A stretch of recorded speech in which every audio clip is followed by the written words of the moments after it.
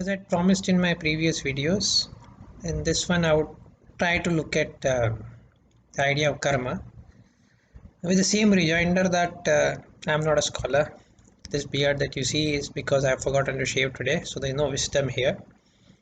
Nor what I'm proposing as theory of karma is something that experts may call theory of karma. I don't know what they call it. So please look at it as just a very simplistic understanding that I am proposing about a very counterintuitive idea that I have loved. So with that, let's try to start with maybe one very commonly known statement that is maybe central to this entire idea called Karmanye vadhika raste faleshu kadachana. In simple translation, do but don't expect that you have any right on the outcome of what you're doing. Kind of crazy. Nobody would like to accept that to be the way we do things. We all want that whatever we do that for certain purpose or certain aspiration or certain goal or what we want. So how come one guy 3-4 thousand years back suddenly comes out and says that yeah, you can do what you want to do, but don't think that you are right on the outcome of your act. Extremely counterintuitive and very difficult to figure out how somebody could have thought of it. But then fast forward it to today, and suddenly have something called theory of chaos. Chaos is not like what you imagine it to be. In that, chaos does not mean complete disorder, but theory of chaos is basically a look into the face of the God.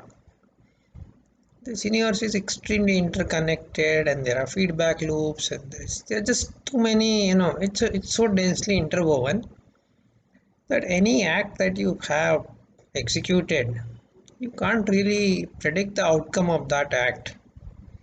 So that I think I would repeat that cliche.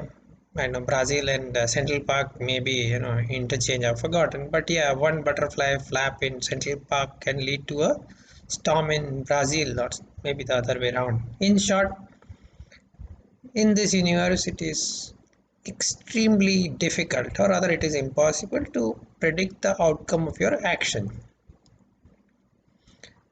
Now, this is not a very pleasant idea, especially if you're an intelligent person. Because what is our intelligence? Our intelligence is our ability to predict. It is our superpower. We kind of, we figure out what this universe will do without it actually doing it. So that's our USP, and we've done fairly well with it. So why do you have such a weird situation that we are living in a universe that is chaotic? Still, we have something called intelligence, and some chap says 3-4 thousand years back that don't expect the fruits of your don't have any right on the fruits of your action. So when you look at it closely, this is part of what is conventionally known as theory of karma. Now I would like to get into the concept of this theory of karma with a metaphor, and again with a rejoinder that again it's my own understanding of it, not something that is absolute, but there is amazing amount of logical consistency there, which is worth appreciating or worth looking at it. So the idea of karma is that there is some kind of universal alignment. So I always have liked to look at it as a river. So this universe is like a river flowing in one direction, and everybody who is alive, he is in that river, but he doesn't know the direction of that river, so he's just acting. Now there are lot of players who are all swimming in this river, and none of them actually know the direction of the river, but because they are all swimming together, the action of anybody is impacted by the action of everybody. So anything that somebody does is like it's like a vector phenomena in mathematics. What you get out of what you act is not what you have intended it to be, but an outcome of a lot of other acts that are happening all around you. So the idea is that everybody gets some amount of a choice to act, and if you make the right choices and align yourself completely with the flow of this river, then obviously you don't have to swim, you are then completely aligned.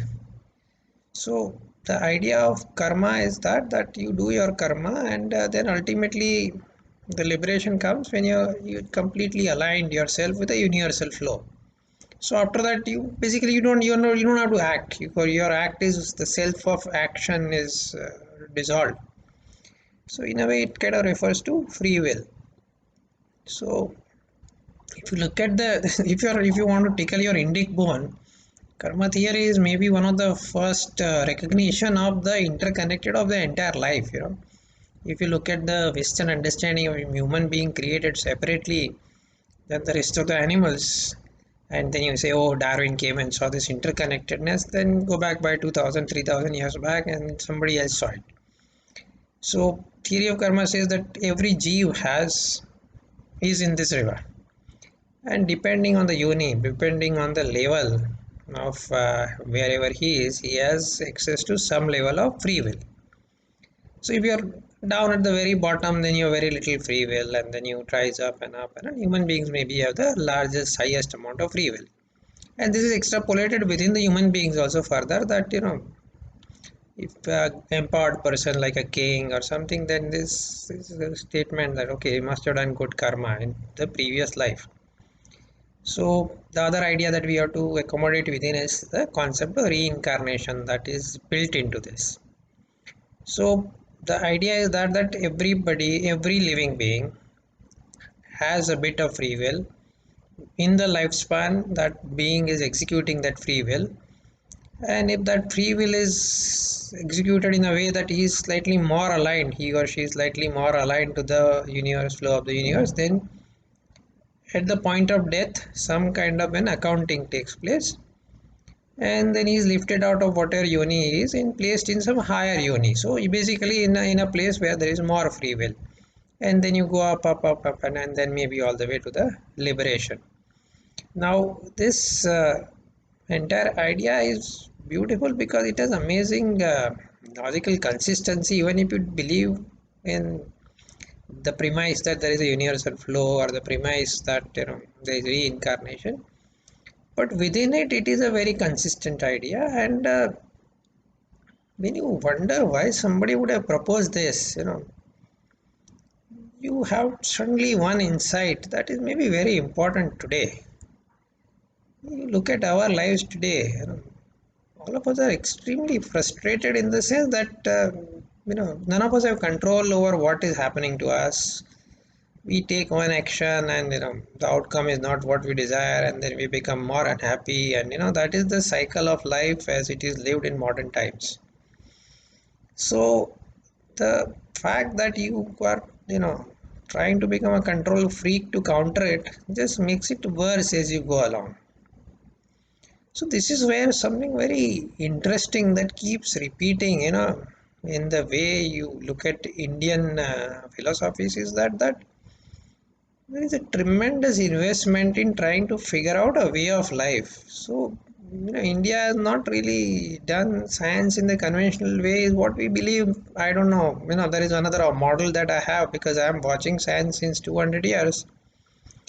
And effectively speaking, human beings have had the same level of intelligence for at least 10,000 years, and it took us 200 years only to come to this level of complexity of society, technology driven society. And that means that maybe technology can is not something too rare to appear. It must be appearing, and then creating the kind of situation that we are today, and leading to a destruction. So that part is not something that I'm really bothered about. But what I can see is that this investment that somebody has made, a civilization has made in past to offer a way of life is becoming more and more relevant. The more you kind of live the modern life, and have all the frustrations that is offering to you, the more relevant these ideas start becoming. So maybe there is a possibility that India saw some level of complexities that we are experiencing today, some amount of rise of systems that are transcending humans and humans being subjected to them, and that's why becoming more and more frustrated with them.